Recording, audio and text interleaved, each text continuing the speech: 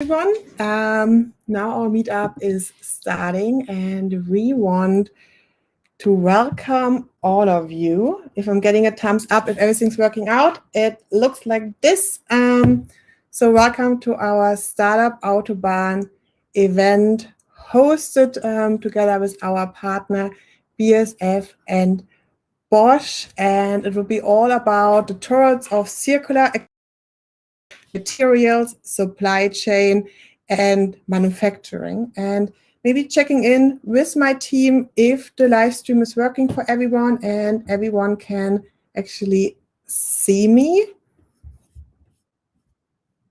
Anyone? Okay. Perfect. Thanks, Martina. Thanks, everyone. Cool. So I'm very excited about the topic today. I think for all of you, sustainability, working together on the topic is really necessary, and really happy we could pick the topic, getting the startups for it, getting our partner BASF and Bosch with amazing keynotes, and great to start it. The most of you should maybe know me. My name is Hannah. I take care of our Startup Autobahn program and will host the session today with Timo from our venture team. And actually, I could see already some familiar faces in the chat. So this is maybe a small hint and trick.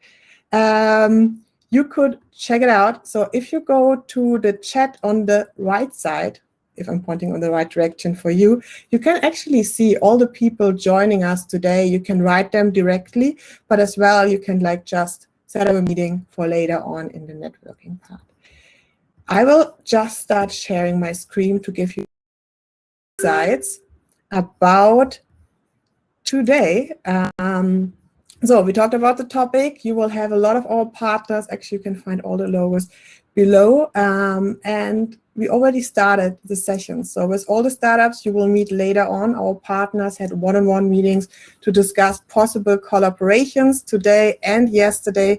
And I think now we're ready to as well to introduce them to a bigger round here today. And then now virtual event is starting, and later on we will have the networking part with everyone.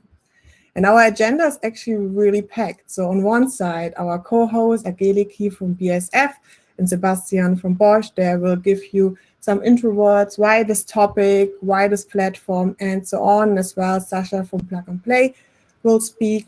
Then we will have two keynotes. The first one is giving us new perspectives for a more sustainable future.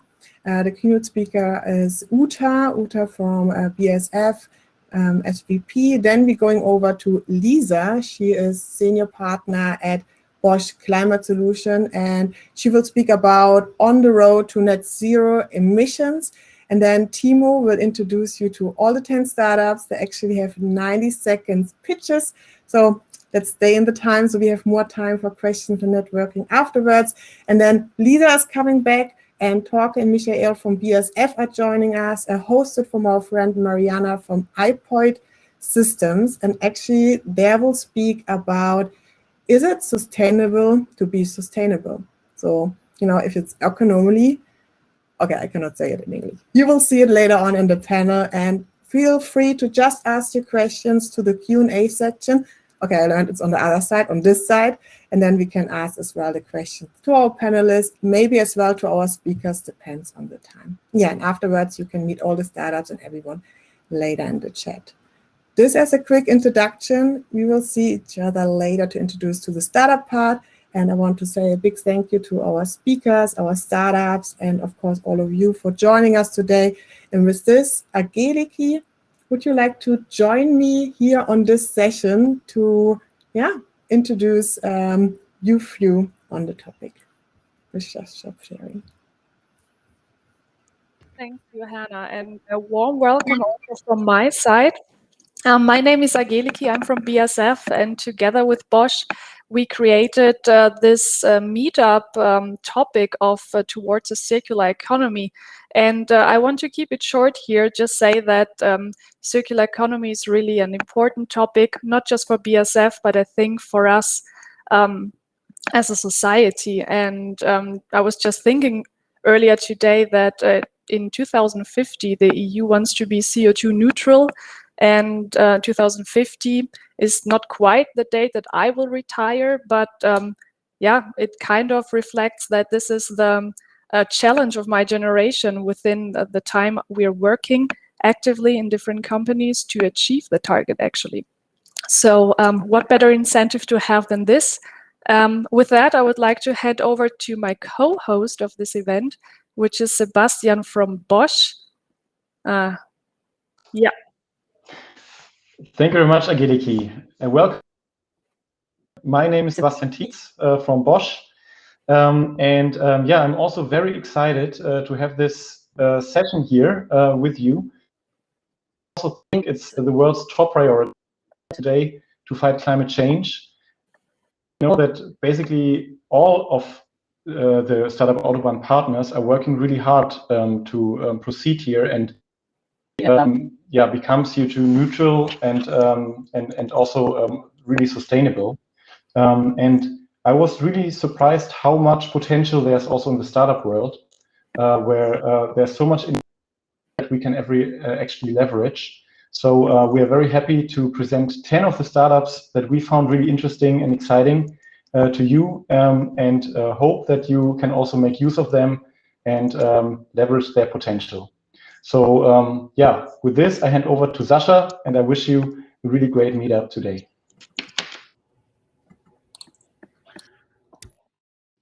Thank you, Sebastian, Angeliki, for the intro. I'm Sascha, heading the Startup Autobahn platform. And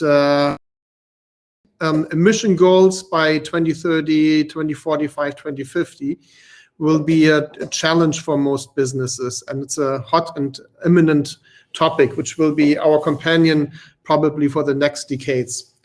In addition to comply to the goals and standards, at the end, the end consumer must be happy, and you are challenged not to only show goodwill, but to convince with results and CO2 reductions fast. So in this effort to find more environmentally friendly materials, reducing impact in production or in the supply chain, startup technologies have become an important channel to find relevant technologies to be tested and if successful, customized and to be implemented fast. So in the mobility and automotive industries, as in most other industries, the biggest polluters are often not direct in-house, but indirectly produced. So direct emissions result up and downstream along the value stream of the product.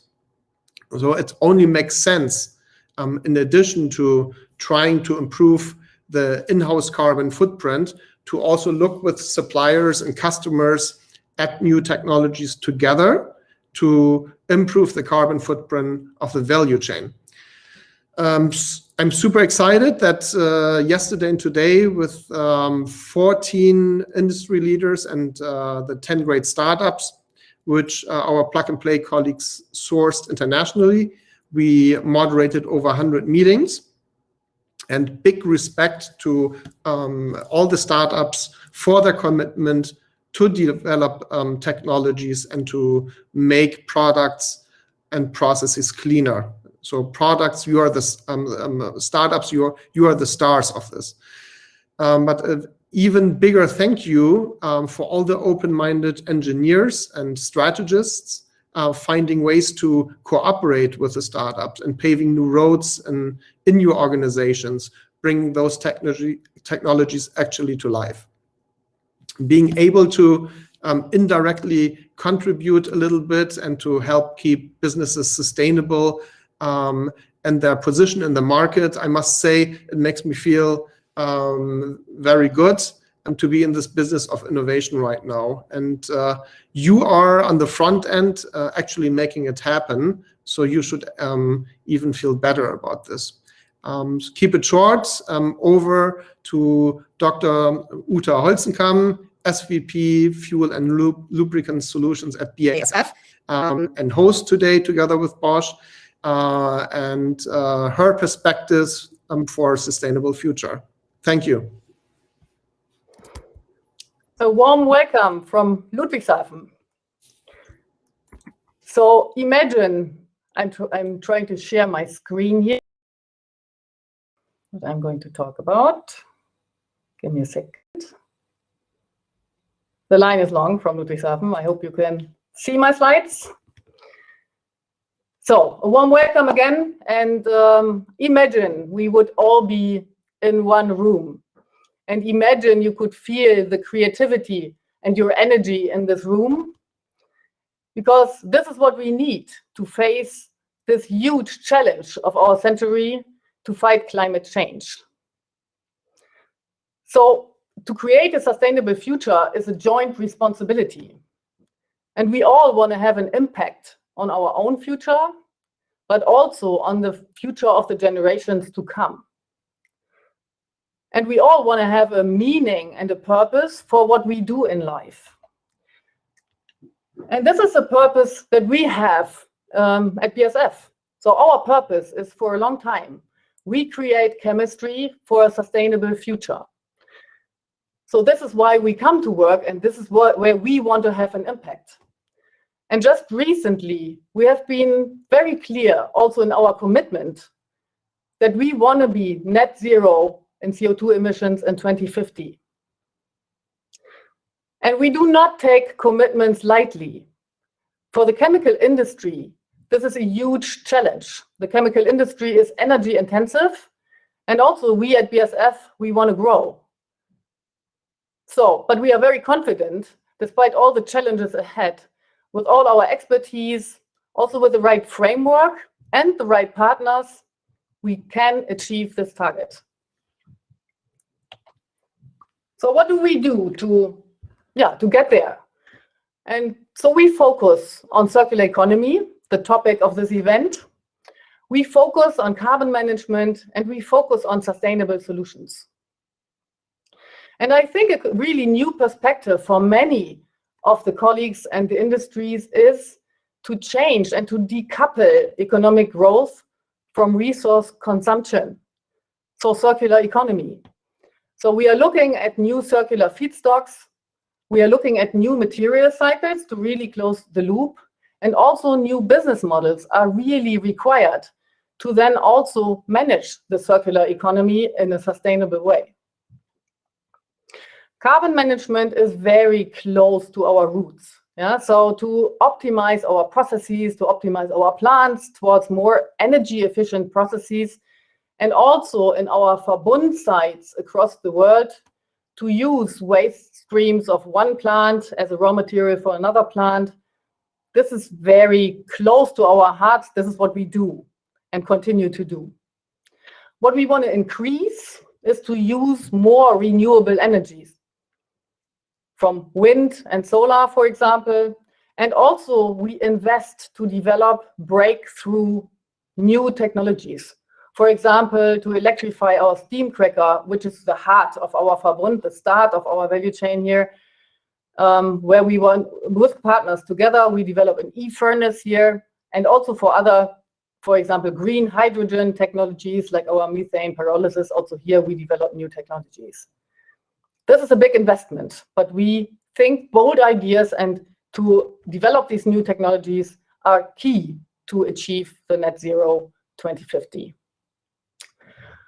To have innovative products that fulfill or even exceed the requirements of our customers towards regulatory and sustainability, this is what we strive for in our sustainable solution steering.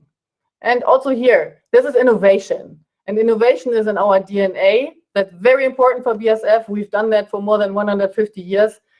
And I can tell from own experience, it's really fun also to develop new solutions with our customers, towards more sustainable solutions. I want to give you now two examples from my area of business, the fuel and lubricant solutions. And we will start with creating new ideas for circular coolants. So we produce and sell coolants to cool the engine of a car. The brand name is glycantine. You see that in the middle of the circle. And we are currently trying to find new ways of collecting the used coolants from all the workshops where they are exchanged. So we're trying to find ways to collect them, via certain platforms. And then also we are looking for new ways then to make out of the material we collect then a new raw material in such a high quality that we can use it again to produce our high quality premium coolant. And do we have all the answers yet? No, we are still looking for ways how to get there. Well, the benefit you see here in our life cycle analysis, up to 40% of savings, so it's worth it. And we have a fully dedicated and committed team to get there. So we are on a good path here. Talking about implementation, we have already implemented solutions for sustainable packaging. Also, again, for the glycantine coolant, and this time looking at bottles. So we sell bottles also in the aftermarket, as we call it. And here we use recycled waste from consumers. So it's post-consumer recyclate that we use. And the bottles are 85% recycled material. Why only 85%? Because the cap, for safety reasons, needs to be virgin material. And we've changed the full bottles that we sell in Europe to this sustainable packaging and sell it for more than a year already. So switching to carbon management. Here we are working on data transparency. And we think this is key to really have comparable, reliable data on product carbon footprints. And we are currently in the phase of giving our 45,000 products at BASF a product carbon footprint that is reliable. And that we are also striving to get cross-industry standardization on this data so that we have really comparable product carbon footprints. And we not only look into what we do as BASF, but we also, of course, get some CO2 footprints from the products we buy from our upstream suppliers. And also we work with our customers that are using our products overall to reduce the carbon footprint. And here everybody is asked to contribute so that we finally reach the net zero in 2050 that we have committed to. And looking at our product portfolio, we have many good ideas how to get there. We already today have many products in our portfolio. And the basis also to reduce our carbon footprint is, of course, the availability of enough and also cost-competitive renewable energy. For example, from offshore wind parks or solar farms. And as said, we are developing new technologies here in our processes and in a really large scale, and we are piloting already breakthrough technologies. Another idea is to use bio-based feedstocks and also to replace fossil feedstocks with renewable feedstocks in our biomass balance approach. So what can we do with it finally? So we target that our customers, and you see that on the right side, that our customers can then pick and choose what they need. Do they need a higher recycled content? Do they need more bio content? Or are they just focusing on the CO2 footprint? So this is our target, that we can offer in our portfolio different solutions for our customers. And maybe you've seen this already. This is our, I find, really cool new virtual BASF car. And you can enter this world of chemistry-driven solutions for future mobility in this big transformation as we are all in. And you, of course, also here find coolants, our electrified coolants, e-coolants, that are used for thermal management of batteries.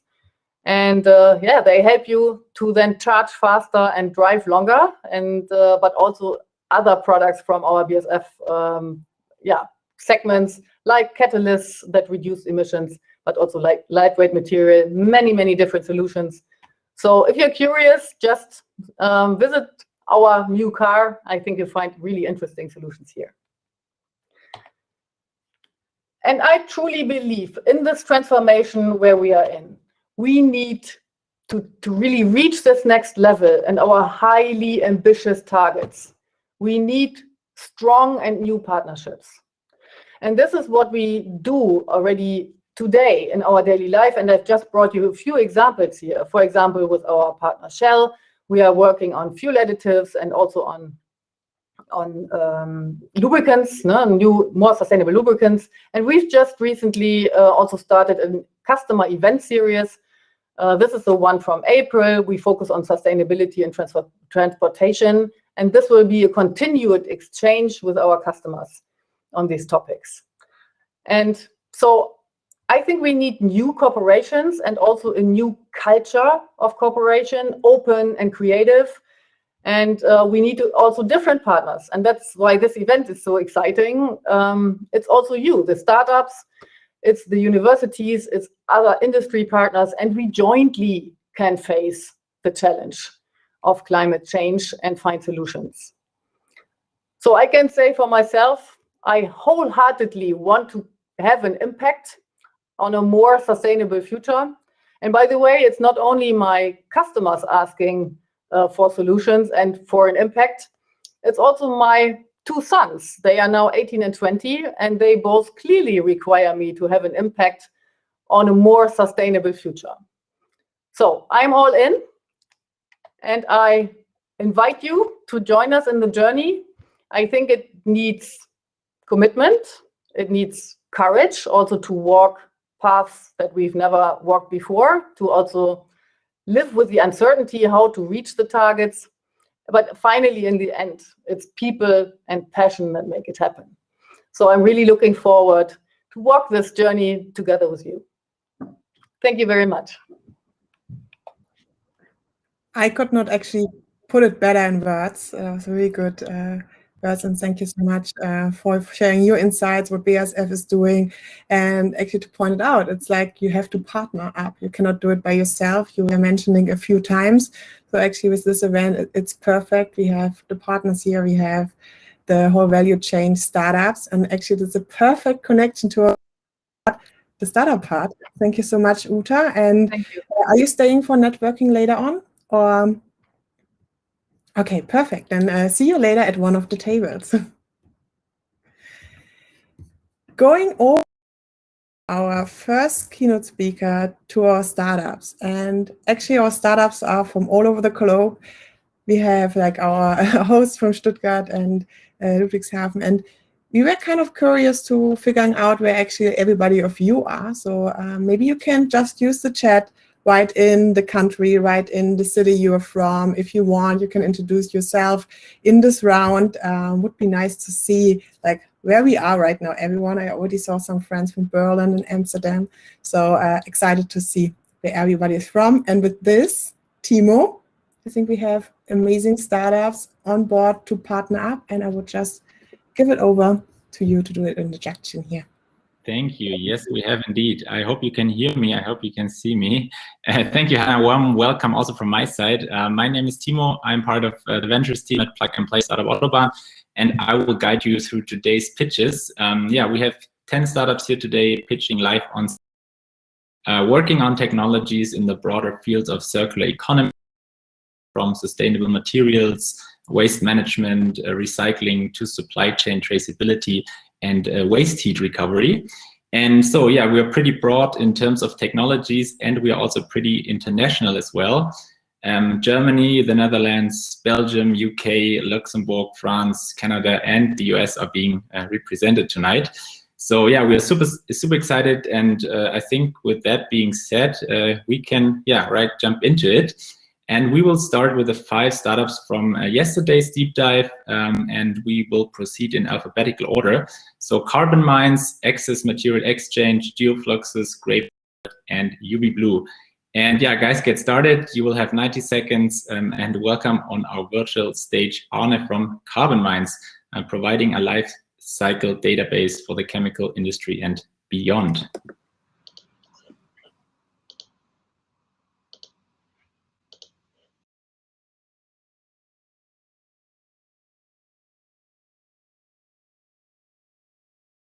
Hear you yet, Arne? I think you're on mute. Okay, can you hear me now? hear you. Perfect. I was just saying thanks, Timo, for the opportunity to be here. And yeah, hi everyone. I'm Arne from Carbon Minds. We provide environmental data for chemicals and plastics. And our story starts here. 1.5 degrees Celsius is the international climate target. If we want to achieve this target, we need a huge transition towards sustainability. And already today, companies need to start reporting and reducing their climate impact in order to stay attractive for both their customers, but also for their investors. But this is challenging because only a small part of a company's emissions are direct emissions, while the far larger part comes from the supply chain and spans over many countries, companies, and transformation steps. So it's not easy to get this data, and the lack of high-quality supply chain data is a massive barrier to meaningful climate action. And this is exactly what we are trying to change. At Carbon Minds, we've built a digital model of the global chemical industry that allows us to calculate product environmental footprints for many different chemicals and plastics, and for all the relevant production regions, more than 190 regions. But we even go a step deeper, and we calculate product environmental impacts for all the different suppliers and even production plants in the market. And as you can see here in this example for polypropylene production in China, the upper graph, these suppliers' impacts, they can be super different from the national average. So by using our data, companies can drastically improve the representativeness, and by this means the quality of their environmental reporting, both on a product and corporate level. And they can actively reduce their emissions with our data by choosing the more sustainable suppliers, or by engaging with their existing suppliers based on very solid data. Already today, our data is used along the entire chemical supply chain, according top 5 biggest companies in the world in oil and gas, chemicals, and tech, as well as leading players in the chemical industry. So if you see a use of this data for your organization, please get in touch. We will really happy to explore these ideas. So thank you very much. Thank you, Arne. And yeah, next one up is Christian from Access Materials Exchange, a startup from the Netherlands working on a B2B marketplace for materials. Hi, Christian. Hi, thanks. Let me pull up the right screen. There we go. Great to be for joining. My name is Christian Vermaren. I'm one of the founders of EME, and we like to describe ourselves as a dating site for secondary materials and waste, or like the Tinder for secondary materials and waste. And what we mean by that is that we actively match supply and demand, and we actively match materials with technologies that can ensure high value reuse. And we match any material. We looked at a broad range of all sorts of materials. And how we approach that is that we give waste streams an identity using something that we call the resources passport. So we really truly give the identity back to waste streams that have become anonymous. And by becoming anonymous, usually we find that they either go into incineration or landfill. We want to stop that, give it back that identity, add intelligence to that. So we're using blockchain and AI tools to enrich the information in the passports with all sorts of information on environmental impact, social impact, financial value, but lots more. And then we also have a very integrative approach that we use a proprietary semantic web to be able to connect different industries and sectors with each other, to truly put materials back into the center of the decision-making process again, and find new high-value homes for those particular materials. And our approach has won us a couple of awards, even also recently, right now, part of the Circulus, for which they selected 17 companies from all over the world. And we even got some royal mention for our platform by Prince Charles, although he's losing a bit of his shine these days.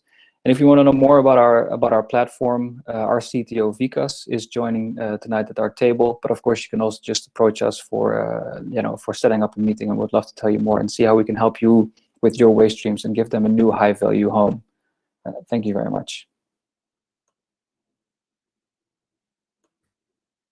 Great, perfectly on time. Thanks, Christian. Next one is Davide from GeoFluxes, a startup working on mapping waste streams. Hi, Davide. Hey there. Yes, can you see me? Perfect. Yes. Then I will share my screen.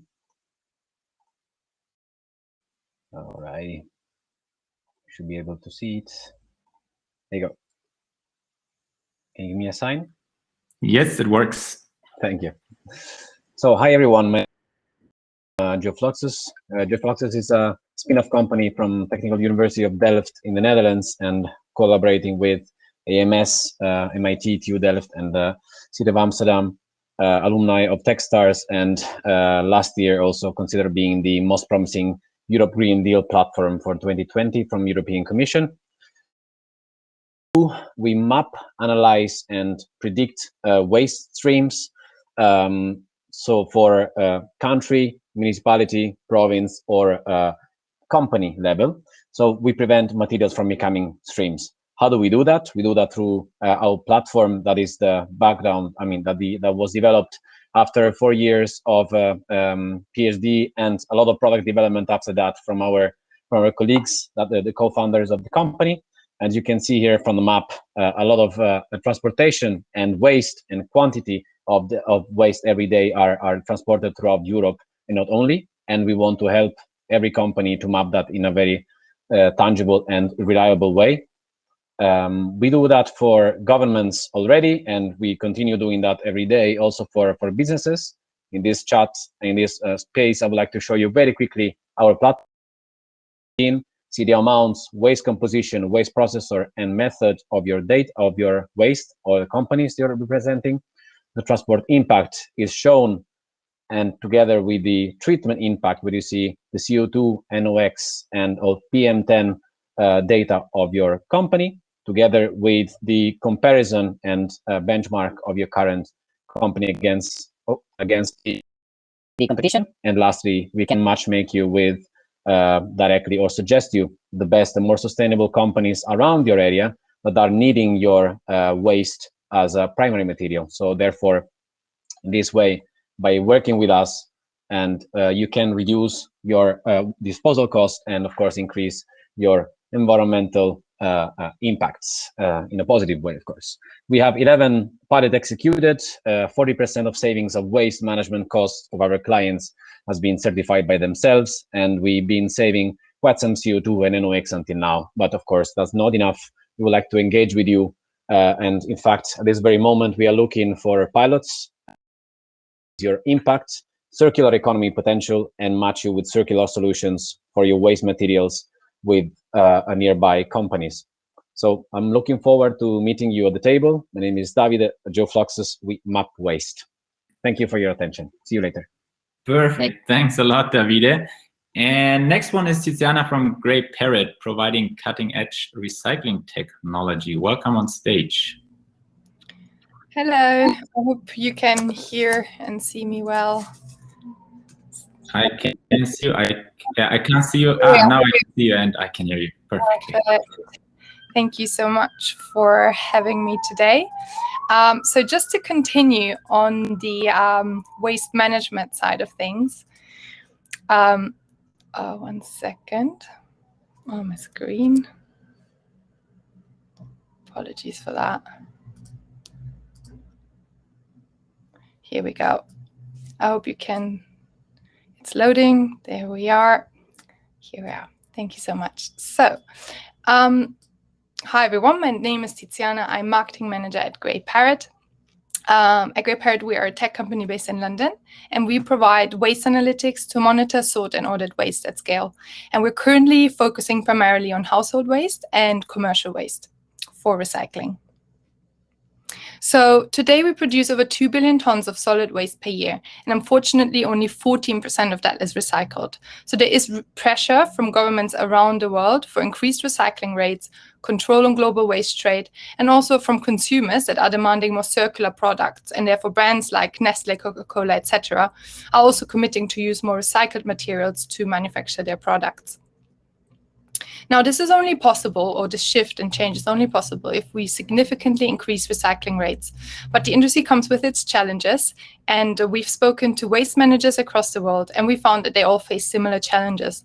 The most pressing challenge that we found was a lack of data on waste composition. And it is really the composition of waste that determines the value of the material.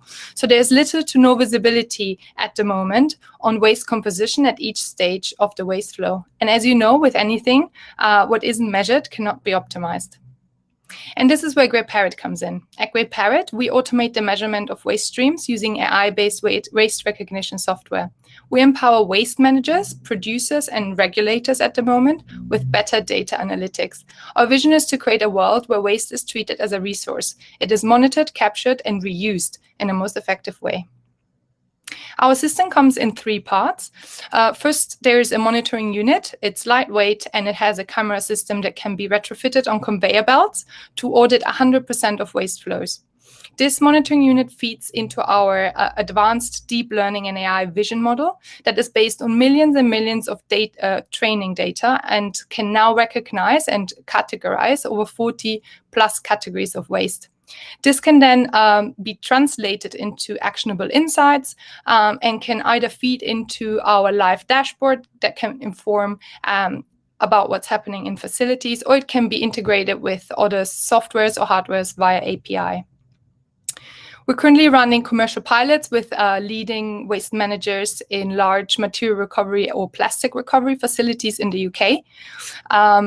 As well as in South Korea, Italy, and Japan, including companies such as BPR Group, ACI Chemicals, and A2A.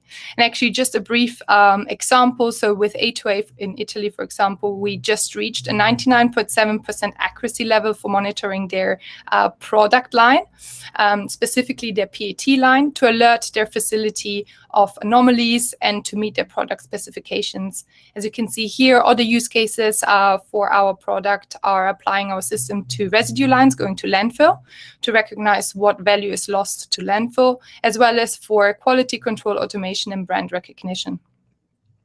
So if you see any need in auditing, sorting, and monitoring data of your waste streams for recycling, please get in touch. We believe that this is a really exciting time to really reinvent how recycling works. And we are committed to really unlocking the financial value of waste, which in turn will support our transition to a circular economy. Thank you so much for your attention and time. Thank you, Tiziana. And last startup in the first round of pitches is UB Blue, a startup from France working on magnetic cooling and waste heat recovery. Welcome on stage, Remy. Hello, thank you, Timo. Thank you, everyone. All right, share my screen. All right. Hi, everyone. My name is Remy Dubois. I work for UB Blue. UB Blue is a French startup, and we are specialized in magnetic cooling and waste heat conversion. So I will be talking about one technology today that applies to 2 different applications. As you may know, refrigeration today is very polluting. The cold chain industry accounts for about 10% of the greenhouse gas emissions in the world and 17% of the world production of electricity. So there is a real need to find more clean and more energy efficient alternatives for refrigeration and air conditioning. We believe that magnetic cooling has the capacity to revolutionize refrigeration. There's a lot of advantages to this technology. First of all, it doesn't use any type of refrigerant gas at all, so it doesn't impact global warming. It's very energy efficient. It will consume anywhere between 30 to 50% less energy than a traditional gas compressing device. It's free from regulation on gases, of course. It operates with low pressure, low noise, low vibration, and a completely reduced maintenance for the user. So there's a lot of promises for this technology. On top of that, we came to the conclusion very recently that this technological expertise that we have could be used not to produce heat and cooling, but to catch wasted heat and transform it into electricity. What's very interesting about this technology is that it's working very well for low source of temperature, under 100 degrees.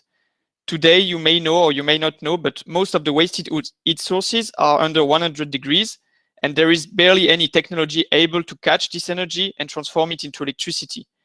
Tomorrow, with this technology, we could use it, transform it with great conversion rates, and turn this loss of energy into electricity for the customer and generate revenues. Today at UB Blue, we are a team of 10 experts, 10 passionate people working on these two technologies. We are in a prototype phase, and our ambition is to move to a production phase of chillers and wasted heat units by 2023. For this, we are working today with industrial partners, always seeking for new partners to help us develop our products and move on to a production stage. So if you want to get to know us, please, you have my contact here. Thank you.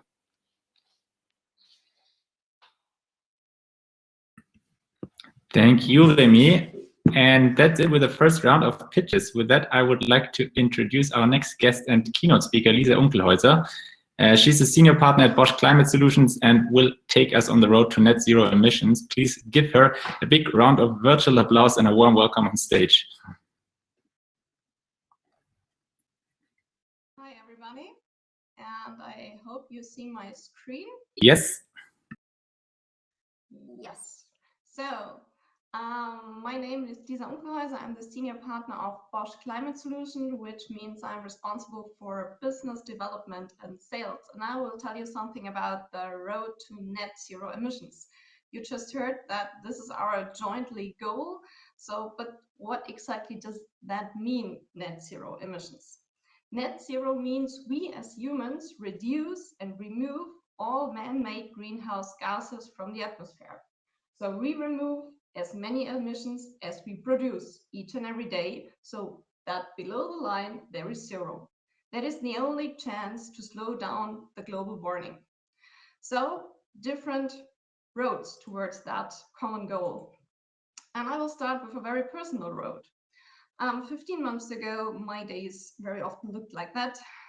Very early, I got up, I jumped in a car, I drove to the airport. At the airport, I jumped into a plane. After 1 hour flight, I dropped out, was at the airport, grabbed a coffee to go cup, and by the end of the day, that line went back through. So by the end of the year, I had more or less 20,000 kilometers on the road, 200 hours in planes, and I don't know how many coffee cups.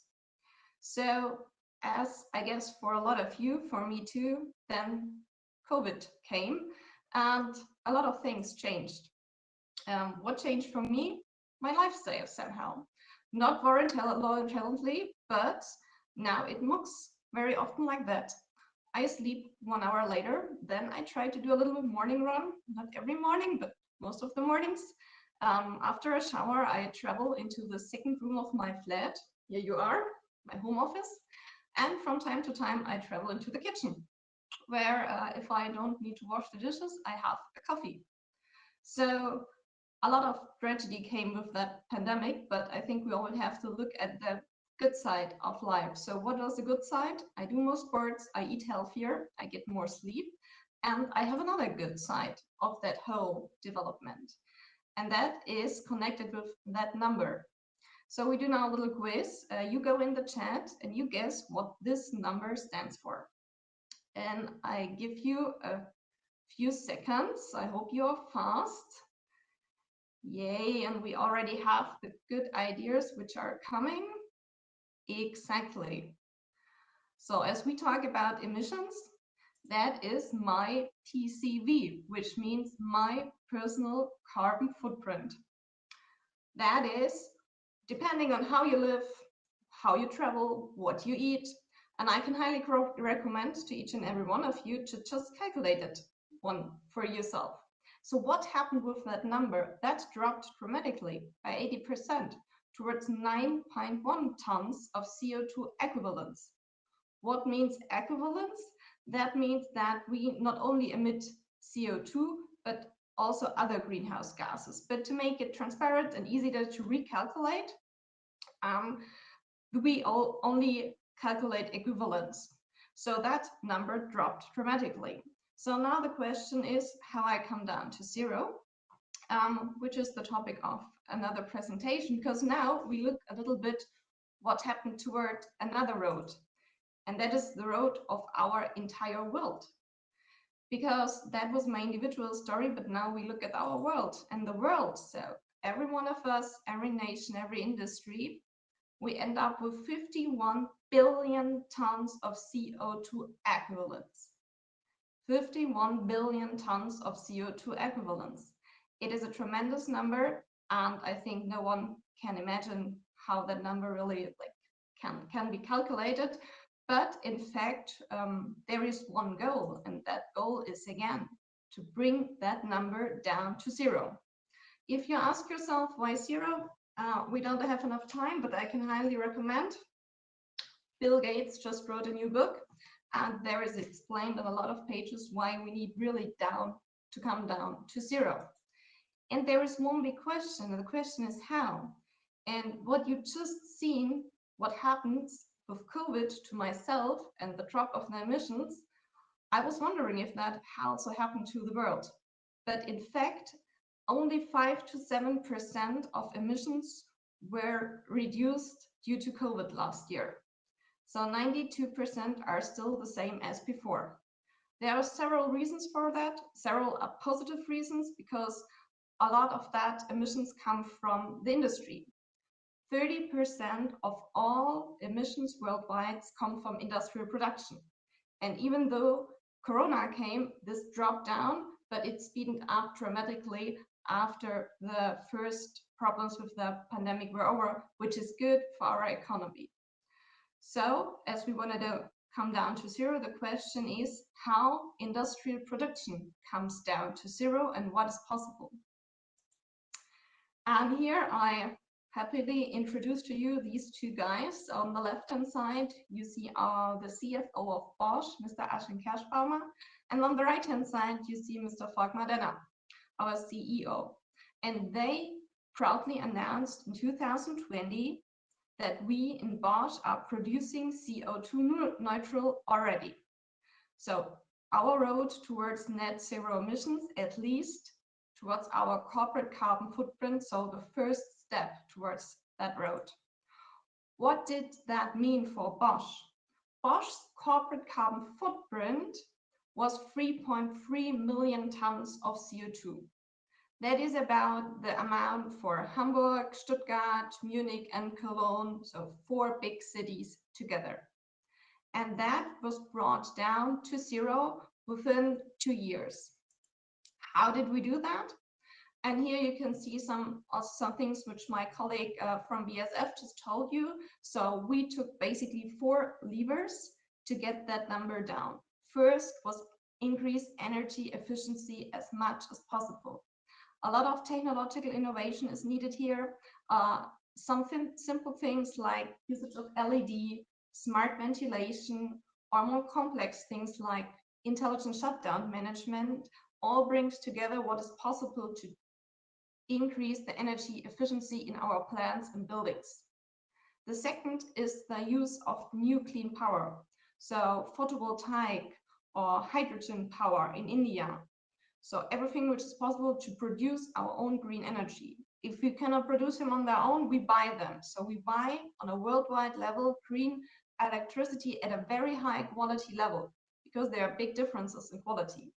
And the last is what we cannot reduce, we compensate at the highest possible standards. So we buy certificates and then do plant trees, for example, or do other really cool things around the world to compensate what we cannot reduce. So we even go beyond. So we didn't stop at our own 4 walls. So we didn't stop at our corporate carbon footprint, but we want to multiply that climate protection, because I agree with everybody who already told that. Everybody needs to be involved. We only can do that together. So now we look at our product carbon footprint. And as you heard that already today, that means we look at the entire supply chain, everything as emissions from purchased goods, services, logistics. Every business trip is part of our emissions of the products which are sold, but also on the product usage. So if you use your washing machine or your dishwasher, hopefully from Bosch, then all the energy which the products consume is part of our product carbon footprint. And just to make it transparent how big the challenge is to bring those big bubbles down to zero, on the right-hand side, you see that tiny little green button. That is our corporate carbon footprint. That is what we already achieved. This is down to zero. So now we all together work on the gray bubbles, and where there we need you as consumers We need you as innovative startups and you, for example, as suppliers of our supply chain. We go even further means, secondly, also something that we founded Bosch Climate Solutions, where I'm working for. So we think that sustainability and climate change can be a business model. So we multiply that know-how into the market and do strategy consulting, so that we, with our experience and expertise, fasten the road of other companies towards net zero emissions. Because we believe that you can only do that together, as you just hear, each and every one of us as an individual, each startup, each corporation, so that we join together that road towards net zero emissions for all of us. Thank you very much, and I'm happy to discuss that later with you and to get connected.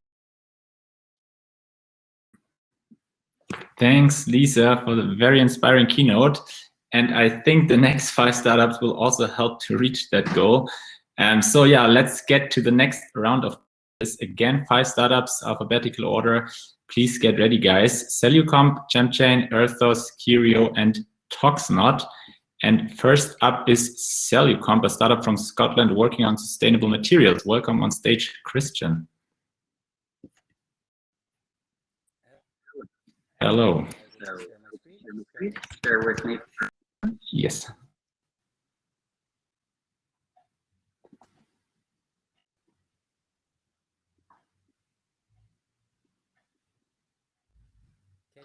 Can you see? Yes, we can see it.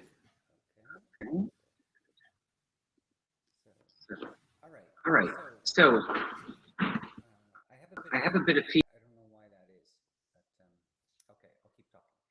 So thank you for your time. I want to introduce Cellucomp. We're a company based in Scotland, and I'm in France at the moment, so talk about COVID. I'm doing my part by not moving around and traveling to Scotland all the time. Hey, Christian, I think your sound is really low. I don't really can hear you. I think that's the same for a few ones. I don't know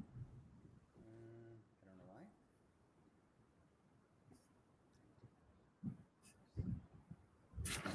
My mic is on. Is that still very low? Yes. Now it's even worse, I guess. Do you have headphones? Can you remove the headphones? Yeah.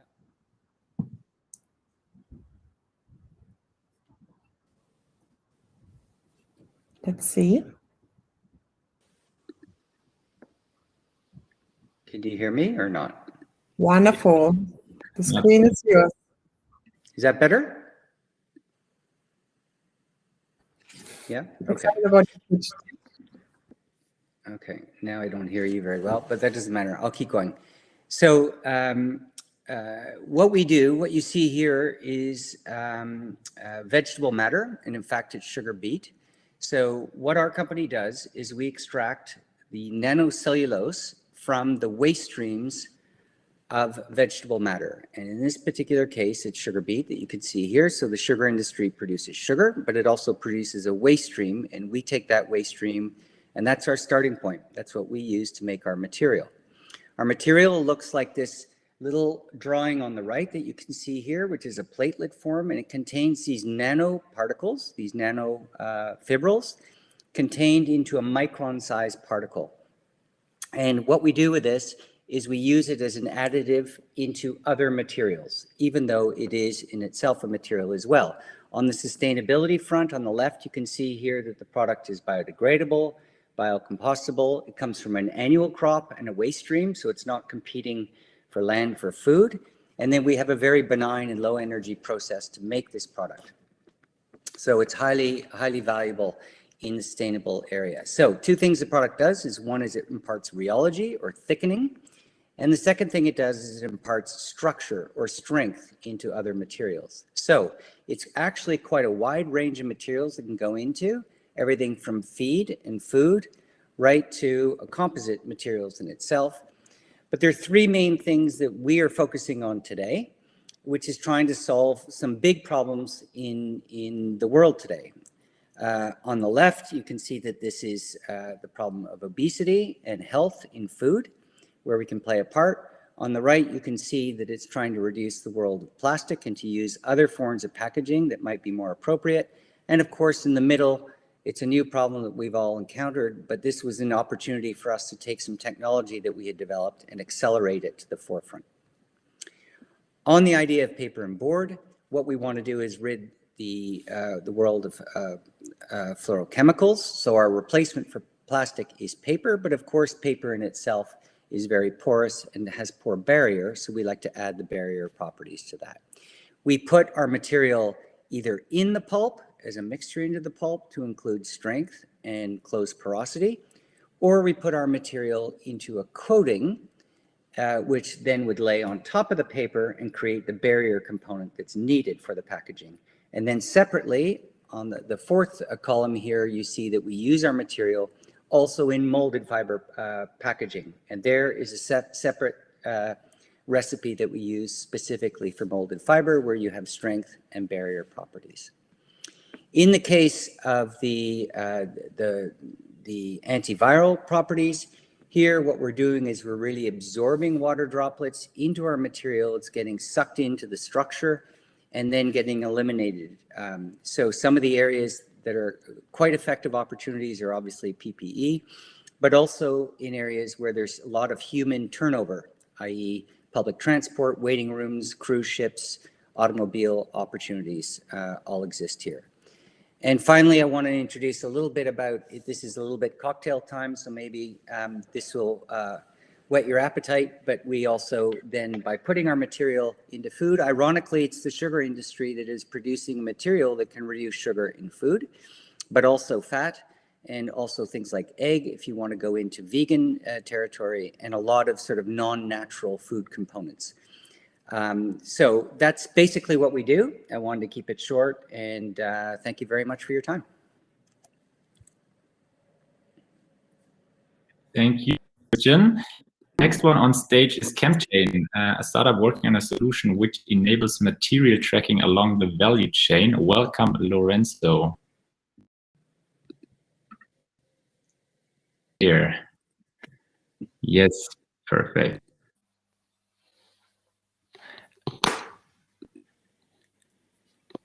Hi, good evening, everyone. I'm going to share my screen.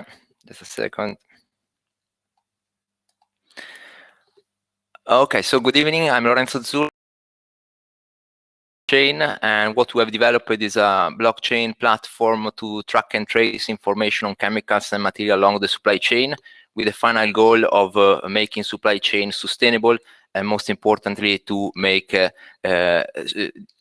allow industry to make their production and circular. Let me highlight which are the key challenges that we are trying to address when we talk about circularity. There are two main important elements that are needed for circularity. One is the transparency, and in particular, we are focusing on chemical composition, but also other sustainability information and sourcing, and also data accessibility, meaning that this information needs to be accessible somehow throughout the full supply chain at any stage of the life cycle of a product. However, there are two main challenges: protection of companies' know-how, so companies are reluctant to share more information throughout the supply chain, and second, the life cycle of product can be very long, so currently it's very difficult to retrieve certain information after the product reaches the end of life stage. That's why we developed ChemChain, which is a solution built on blockchain in combination with the encryption technologies, which allows company to transfer information on composition, safety, but also recycling information. What we allow is not only to transfer information down the supply chain, but also to trace their own product and materials, allowing company also to retrieve back their own materials after the product reached the end of life stage. We have currently several pilots ongoing. We started working with the major chemical companies.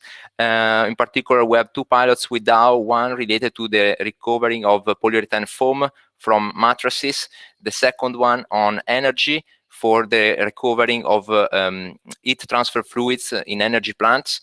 With Solvay, we are working on a pilot on recycling of polyamide fibers. In particular, they are able to trace their fibers during the entire production of sportive clothes, and being able to trace back which clothes are suitable for recycling at the end of their life. And finally, we have also a joint pilot between Solvay and Procter & Gamble, where the main target there is to ensure the traceability of palm oil coming from sustainable sources. So that was what we are working on in brief. Thank you very much, and happy to discuss during the networking session if someone is interested to talk with us. Thank you. Thank you, guys. And now another material startup on stage, this time from Canada, Earthos. Welcome on stage, Nuha.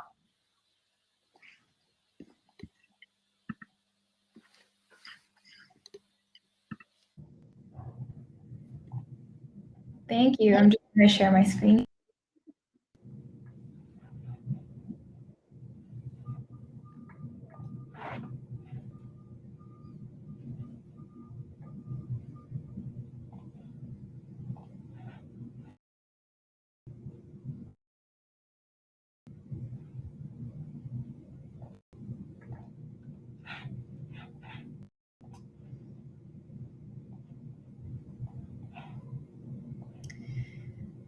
Amazing. Well, hello, everyone. My name is Nuha, and I'm the co-founder and CEO of Earthos, and we're a Canadian-based green tech company creating plant-powered materials for our planet.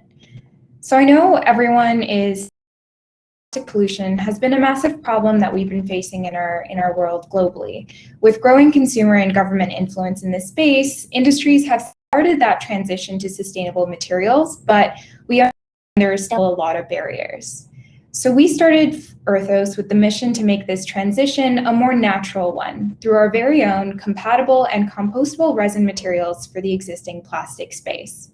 Our novel solutions fit seamlessly into existing supply chains and single-use plastic manufacturing like injection molding, casting, and extrusion. We work with both brands and manufacturers to effectively provide sustainable materials for everyday plastics like packaging, cutlery, caps, casing, and so much more. Our goal is to look at the top to bottom and find a way to just evolve our current linear plastic life cycle into a more circular and planet-friendly one. Our new standard for sustainable materials encompasses both the technology and earth compatibility aspect, ensuring we're building scalable materials that prioritize collaboration at its core. My co-founders and I started Earthos as a research project while completing our studies at the University of Toronto. But since incorporating, we've expanded and brought in investment from major global VCs, grown to a team of 20 globally, and built 2 pilot operations here in Canada as well as in China. This past year, we validated our technology globally with partners like Anheuser-Busch, and we're excited to launch our first product to market this upcoming year alongside some of our incredible partners. If you're a brand or manufacturer or simply just passionate about the material plastic space, and you're looking to make plant-powered materials the natural choice for you, we're always looking for strategic partners to join us in this transformation. Thanks so much for your time, and it's been a pleasure to be here today. Thanks, Nuha. And now another material startup on Curio, working on sustainable packaging, but also working on automotive industry. So welcome on stage, Tanguy. Hi.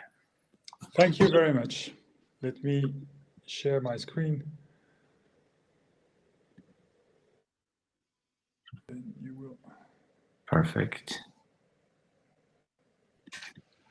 So there we are.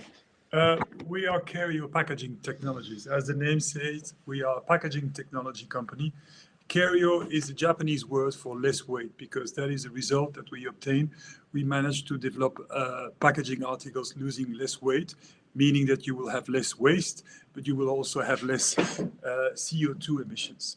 If I look at the mission that we have, it is to reduce the environmental footprint and the manufacturing cost of plastic articles. And we do that by creating a new conversion standard. So that means that this is not an additive that we develop. This is not a new material that we develop. We just managed to get more out of existing materials, whether they are fossil or bio-based. And the technology that we use to do that is patented, is cost efficient, and is scalable, as I will demonstrate. What is the scientific underbelly? basically what we managed to do is to extract more material, more value from the base material. And we do that by tapping into an existing science. We didn't invent anything. It's the science of the flow-enhanced nucleation and induced crystallization, which describes the ability to change the crystallization kinetics and morphology of polymers when you subject them to an energy shock. And if you change the morphology, you manage to change the performance of the material. This science is governed by very specific rheological parameters. And what we did is that we developed a rheological computational analysis protocol that enables us on one side to develop a material article, but also to define the manufacturing parameters that will generate these desired morphological changes. The most concrete application that we have relates to the manufacturing of PET bottles, the bottles that you use that are used for Coke, Pepsi, Nestle, and other major brands, whether it's soft drink or mineral water. What we do is that this insert that we have designed and 3D printed, we use it during the injection process, and the resin, the PET resin, is pushed through that insert, and that changes the natural balance of the material, the balance between the amorphous and crystalline regions, and you make bigger and stronger crystals, which enables to have more performance in the material, a better resistance to heat, a better mechanical strength, and a better permeation, which in turn enables to make your bottle with the given functionalities using less material, but also it upscales or upgrades the quality of the recycled content, and so it enables to use more recycled content when that is the objective.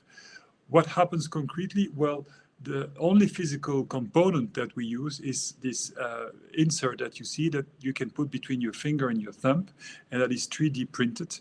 And this is retrofitted into existing machines that manufacture PET bottles. So that's why we say that this technology is highly scalable and at low cost, because once you have your design right, manufacturing 3D printed inserts of that size is not very expensive. And you don't have to develop a new tooling system. You just retrofit it into existing machinery, which is at best an OPEX cost, but definitely not a CAPEX cost. Now, I understand that the people that are attending this meeting are maybe not in the business of manufacturing PET bottles. But what is important to understand is that the IP and the know-how base that we have developed are also applicable to different manufacturing processes, whether it's extrusion, blow molding, film, piping, sheet, or direct injection. We have a lower technology maturity for these components, but it is applicable. And we've spoken with, in a different setting with Plug and Play California, and there we saw that there was a lot of interest with people that were close to the automotive industry, because their take was, well, if you can lightweight plastic components while maintaining still the same functional performances, you have something that might be of interest. And I'm more keen than to discuss that in the next phase of this meeting. Thank you very much.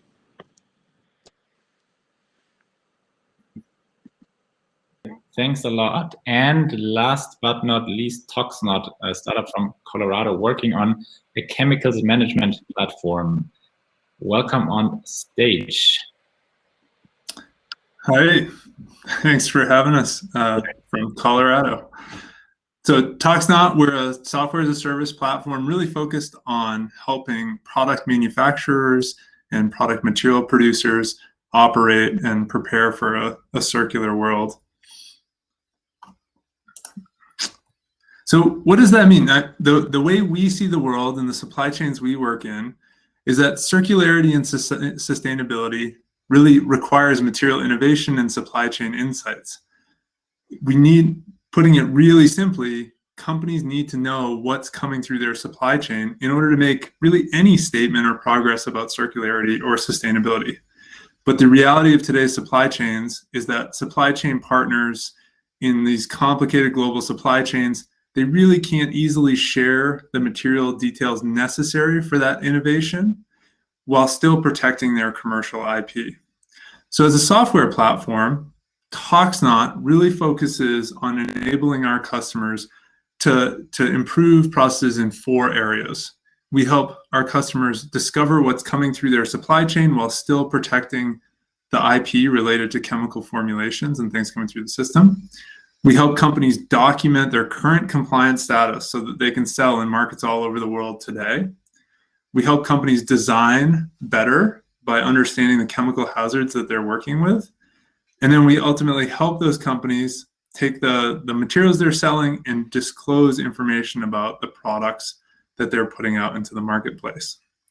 Now, some of the things that we do that are maybe a bit different and interesting, when we help companies discover what's in their supply chain, we have a robust tool set around asking suppliers what's in the product, but we also have innovative tools that allow companies to mine data out of regulatory documents like safety data sheets so that they can almost instantly pull chemical data out from thousands or tens of thousands of regulatory documents, make it searchable and digitized. And with all of these systems, we allow suppliers to control what IP is released versus what is not. So suppliers can often release information about the regulatory status. They can save a chemical on the Toxnaut platform. And even though they don't disclose that to their supply chain, it can be checked as compliance regulations change, so they don't have to continuously answer the same surveys. On the compliance front, we help companies meet many of the standard regulations that are just sort of needed to do business. We help people with REACH, RoHS, CalProp 65, conflict minerals. We also are fully integrated into the new EU SCIP regulation, helping companies do the reporting that they need to just stay compliant today. But we go beyond that in our design initiatives in helping companies understand what are the hazards associated with materials and chemicals that are coming through the process. Because ultimately, if things are recognized as hazardous, that's probably the best sort of leading indication of potential regulation in the future. We also help companies with complicated product and material and part libraries analyze where small changes to just a few materials might improve their compliance and sustainability status across their entire portfolio of products by just changing a few parts. So engaging in that supply chain redesign. And then on the disclose front, while we help companies with sort of what would be somewhat standard in today's world, compliance statements and sustainability reporting that still protect IP associated with it, we also help companies with really more robust reporting that goes into the realm of what we call Toxnaut shared materials, but would also fit into within circularity this idea of a materials passport. So Toxnaut as a startup, we've been extremely lucky. We have existing enterprise clients, some of whom have been with us for 3 or 4 years. This is just a few of the folks that have full enterprise implementations with us. We have people working in the consumer product sector, technology and electronics, and across the construction space. So we're in a lot of the supply chains that really would apply to any global industry, any manufactured product industry. We're excited to talk with you more. I know there's a variety of people in here. There's a really high-level overview of what some of our systems can offer. So I encourage folks to either stop by and talk to us, or if you don't have time, you can go to toxnaut.com, actually log into the system and start looking around, basically just on our website. All right, hope to talk to folks in the meetup. Thank you, Peter, and thanks again to all of you for all the great pitches. So please give a big round of applause in the chat, and all of them will be part as well. Will be present at our networking part later on. So we highly encourage you to join the networking session. And with that being said, handing over to Hannah again. Thank you, and as well, thank you to all the startups. I will jump over to the tables later on to say hi. And already here there are so many meetings, and thank you for taking the energy to pitch for the evening. And actually, we're coming right now to our last program part. So some of the speakers you maybe didn't see yet. So I would like to introduce you to our panel. Is sustainable really sustainable? And I don't will talk about it too much in detail. And asking our host Mariana here on stage to maybe give an introduction to the panel and as well ask our panelists to join you here. And then see you all later. And if you have questions, just use the Q&A function on the side. Great Yeah, with you. thank you very much, Hannah. Nice crowd. Yeah, let's see what panel we are having. I would like to already directly ask our speakers to join. Talke Schafranet, Michael Prince, and Lisa Unkelhäuser. And you already have heard and seen Lisa in her keynote about the journey to net zero. So Lisa doesn't need extra introduction. She already had given some inputs to us today. But you do not yet know Talke Schafranet. She is the Director Circular Economy at BASF. And she began her career in BASF already in 2004, starting as a European marketing and sales support specialist, has traveled the world with BASF, so China has been her home, and so now she's with 17 years of background in BASF, works as a director of circular economy. Knowing the business there really helps. And her colleague is Michael Prince.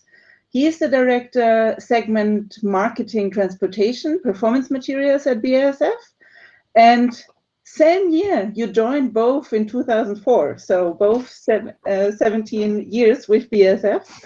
And today he works as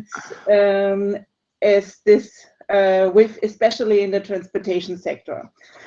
What is our panel about? We all want to be really more sustainable. That's not a news at all. But in order to do this, we really have to rethink, and we have to do that together. And the fact that Lisa from Bosch already talks about my colleague from BASF, that is something that really shows how things have changed and are changing.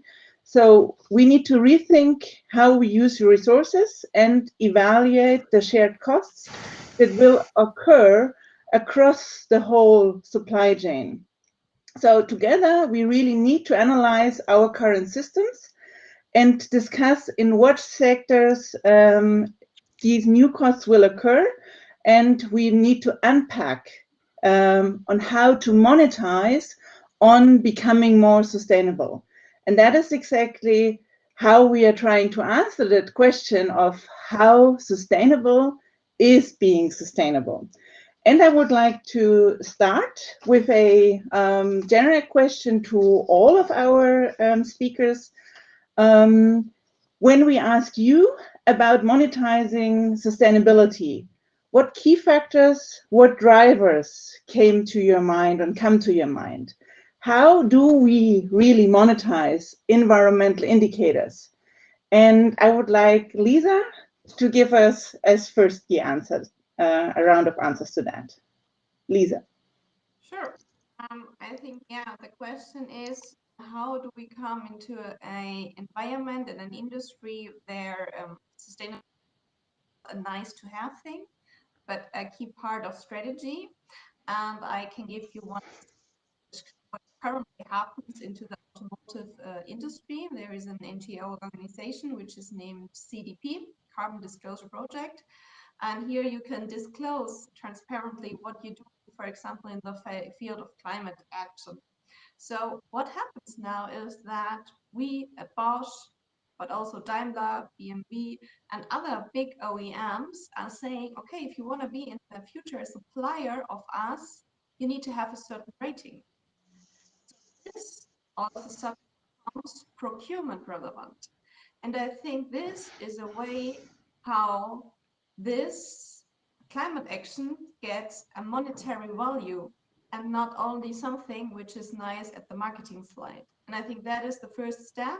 And I'm pretty sure this is only like one industry is now the front runner, the rest will follow, and different like transformational factors will even fasten that thing. And that is for me the right path we need to go. Thank you, Lisa. Talke, what is your perspective on the monetizing topic?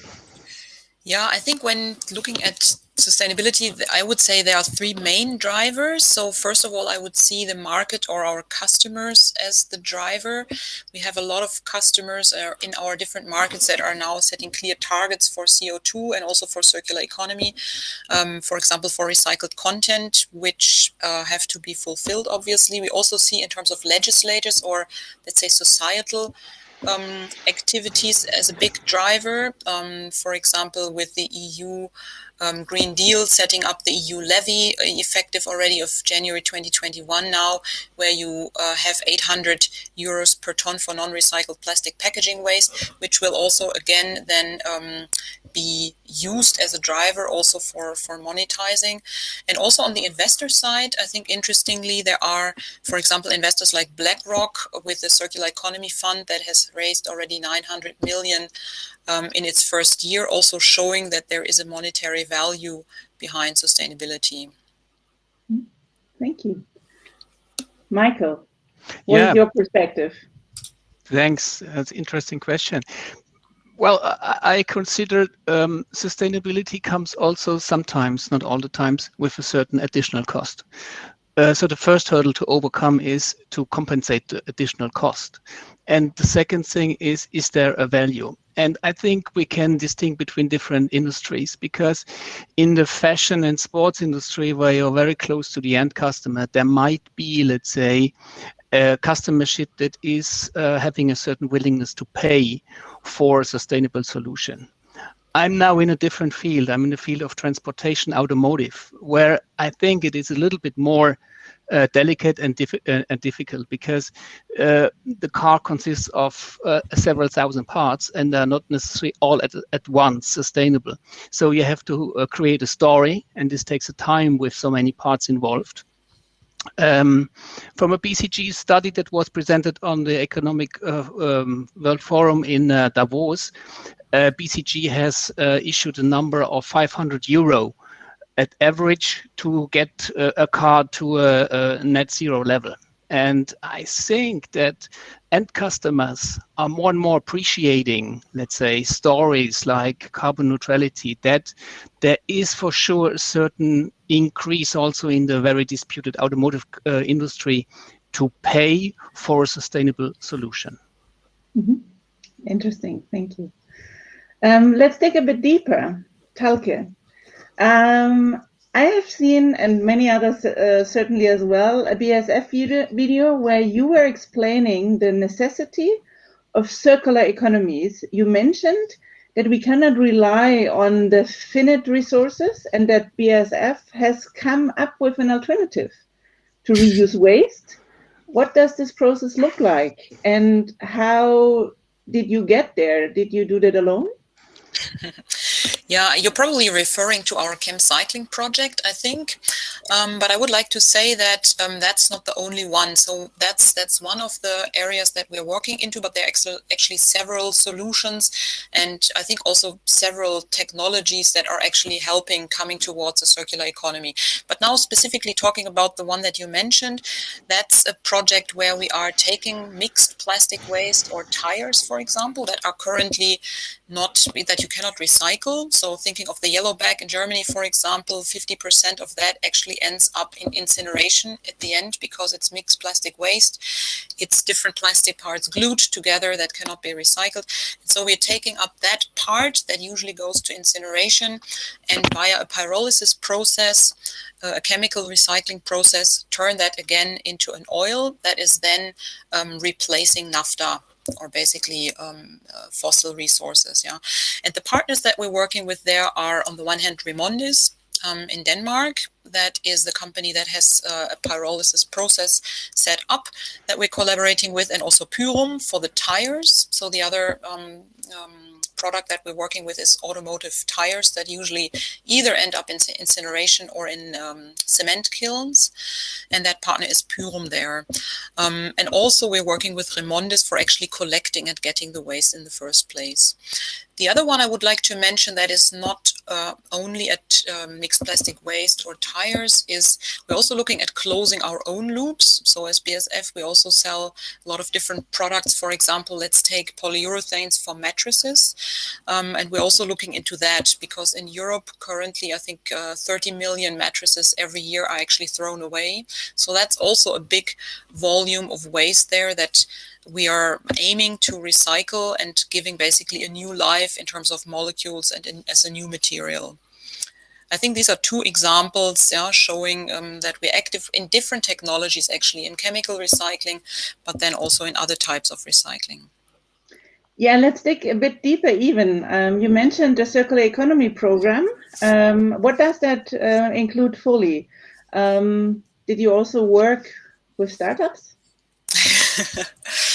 Yeah, I think you're probably referring to our internal circular economy program, which is interesting because it actually has a link to what we're talking about here the whole day. So 3 years ago, we wanted to give circular economy a little bit a different push. Yeah, so we wanted to sort of accelerate the topic within the company, and we said, let's take a look at startups. What do they do? How do they do it? Looked at plug and play, for example, and then sort of adapted that system to BASF, but internally.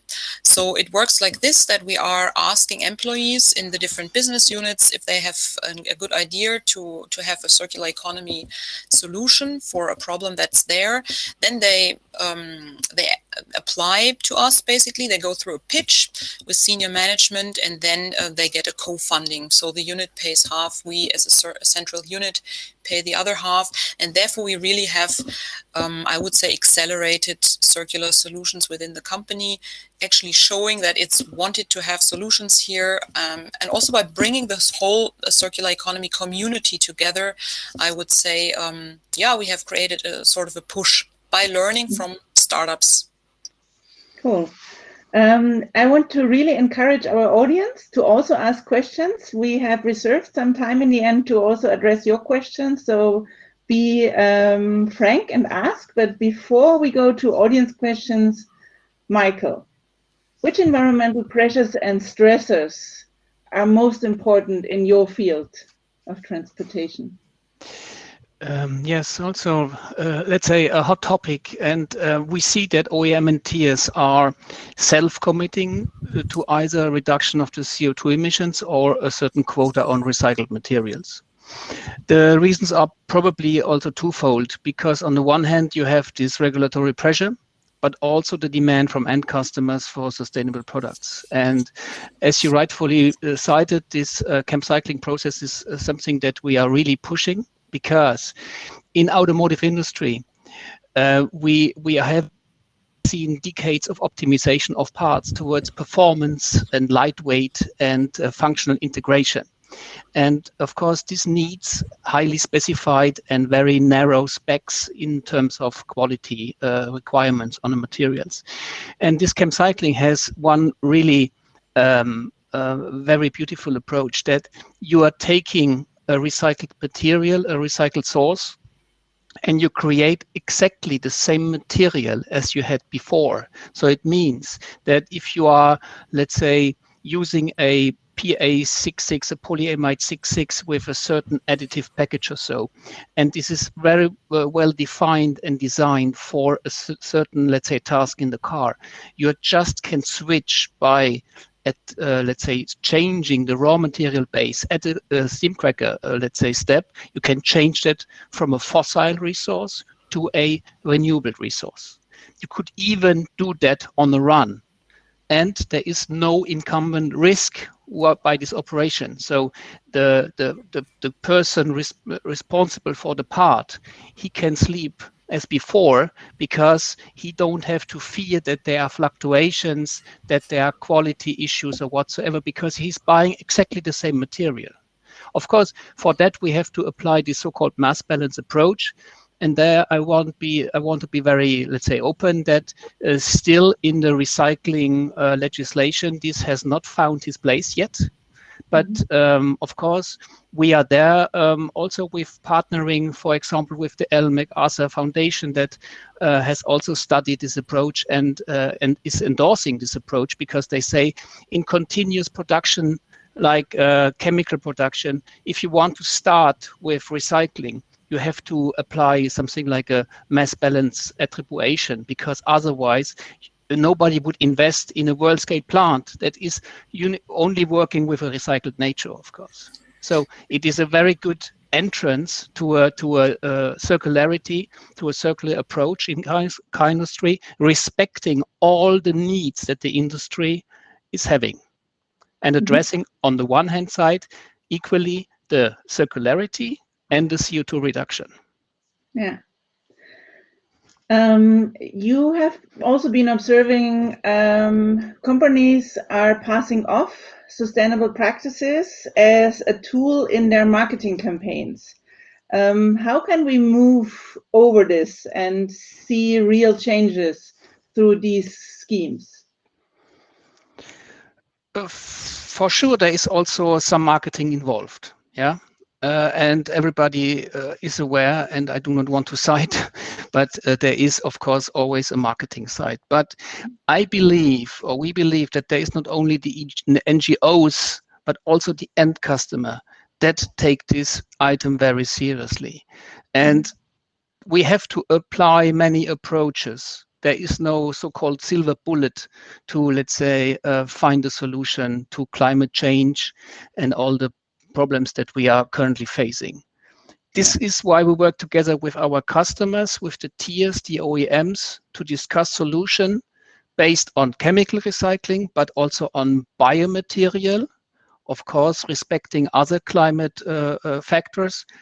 And of course, we want to create this full transparency on the carbon footprint.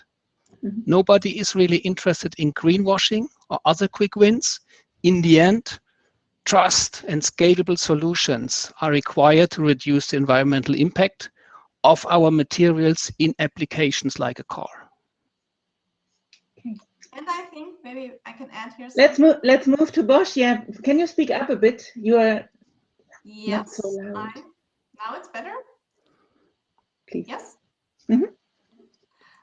Maybe I can add here something. So yes, partly it is marketing, maybe, but also marketing creates a certain awareness. So marketing is not only like a bad thing, but if sustainability is all around in every newspaper and every LinkedIn feed, we get aware that this is a topic which is important. But on the other side, as Michael just said, for us at Bosch, the quality of sustainability is very important, so that we not be like the ones which compensate 100% of our emissions, but we bring those compensation down to a minimum, which is just not possible in another way. So for us, the levers, which I was telling, is very important. And for example, high quality lever is energy efficiency. Here you also have the pro that whatever you invest in energy efficiency, you invest in your own company, so your own production facility, your own buildings, and you not spend. So this is a lever which is very important. And so each and every one has the chance to look in a sustainability report and to look a little bit deeper, and then you really much and really quick find out how much quality the sustainability actions of a company do have. Then maybe one additional one for you, Lisa. How does the scale or magnitude of environmental impacts look like in the value chain associated with your field? We have seen the carbon topic in your presentation. Maybe you want to elaborate a bit more on that. Yeah, sure. Not only we're talking, if we talk about environmental issues about carbon dioxide, for example, water is a big thing. Some production facilities are highly depending on water. Now we see that in certain parts of the world, water scarcity will be a big challenge. So the question is, if we plan production plans, this is a 10, 20, 30-year plan. So we need to look today already on water, evaluation criteria to plan our future production sites, for example, or air quality in Asia and India. This is a big thing. We need to, as a company which has an interest in the social and the quality of air for our employees, we need to look also in the topic and how we can like help towards that society issues. Mm-hmm. We have some audience questions, and so one is to all of you. How do you integrate startups in your circular economy? Maybe we can do a short round. Talke already had mentioned it a little bit, but I think the startup community maybe wants to learn a bit more. Yes, I would be pleased to give an answer. And Martina, you certainly know that we had a pilot together with the OEM Porsche, with the company Motherson. I have seen some are here also participating in this session. And the idea there was, with your help of iPoint, to create a transparency over the supply chain for a certain part. Yeah. So starting with, let's say, the resin from BASF that is shipped to a molder, a tier 1 in the field, and then the part being supplied to, let's say, the OEM being mounted, and having in a system, and also like in a blockchain solution, a full transparency on, let's say, a digital, or creating a digital twin of the particular part. Of course, this was a pilot and it was one part. We know a car consists of several thousand parts, but the idea is, of course, to complete this picture to, let's say, complete this picture to a 100% digital twin, where you can run a lot of analysis, like hotspot analysis. Where is the CO2 hotspots? Where is, let's say, a contribution that is, let's say, falling into the eye and should be, let's say, be addressed. And I think even in that, without saying too much, in that pilot, we found some kind of minor issues that could be addressed, even in the pilot phase. And so, of course, we are relying on that startup, let's say, community with the creativity that is apparent in order to address solutions for the future. Yeah, absolutely. Anything to add to that from the Bosch perspective? You don't have to. I just want to give you the possibility. Sure. I mean, yeah, we are all here together in like part of our, I think, startup activities with the plug and play and things we are doing in the startup Autobahn. We're also having our internal programs where you can, for example, gain an environmental sustainability award where teams can apply with their ideas, and then they can also internally pitch and they get funding for energy efficiency activities in the plants or whatever their ideas is.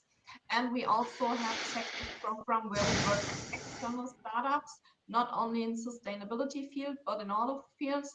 And here we also mentor and coach the startups through like a 12-month period. So, and I think all of this shows very good that the big corporates understood quite well that from time to time we need some inspiration and outside the box thinking from like startups and other people to join us on that way. Mm-hmm.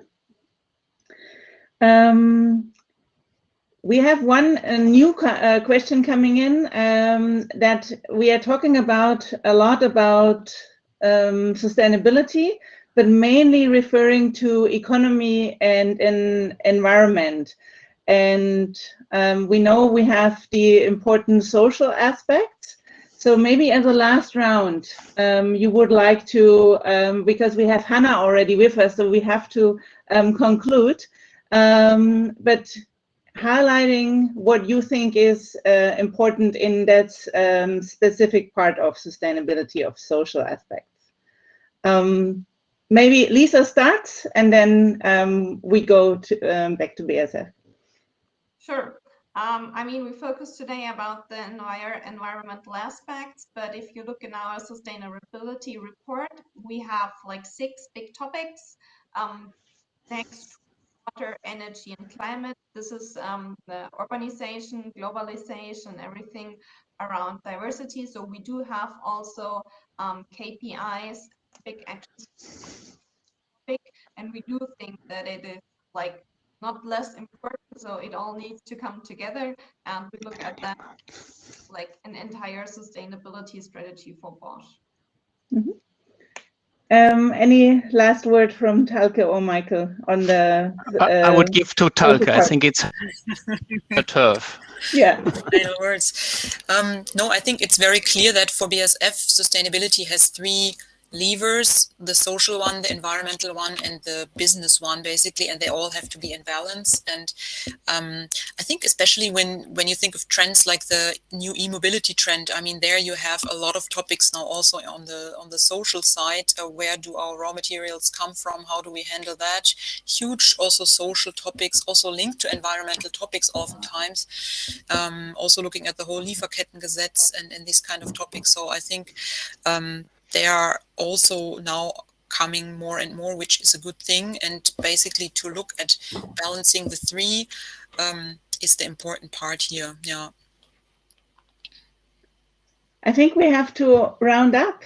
Thank you very much. I enjoyed it very much. I think you shared valuable insights, and all of us will be around during the networking, so people can approach us and ask us, and also doing a follow-up, digging deeper. Back to Hannah. Thank you. Thank you. I have to thank you all, and I think the question we actually asked from the audience, like, okay, how startups actually can go in the whole topic, is a perfect fit for here. So all the startups are actually waiting when we're ending the stream at the table, so feel free to go to them, to talk to them, but as well, here all our panelists, our speakers will be around, our host from Bosch, BASF, we have so many people over around, so stay for the networking, get a beer or something else. And thank you all for joining, for speaking here. And actually, if I get like 30 more seconds, I would like to invite every one of you to our next upcoming meetup. It will be on June 24, focusing on driving electrified, so everything around batteries, charging, home integration, this time hosted together with Bosch and Porsche. So you're all more than welcome. I will just post it in the chat afterwards. And with this, I would say it's time for networking, and we will finish the screen there now and see you around at one of the tables. Thank you all for joining and taking the time. Bye-bye. Bye. See you.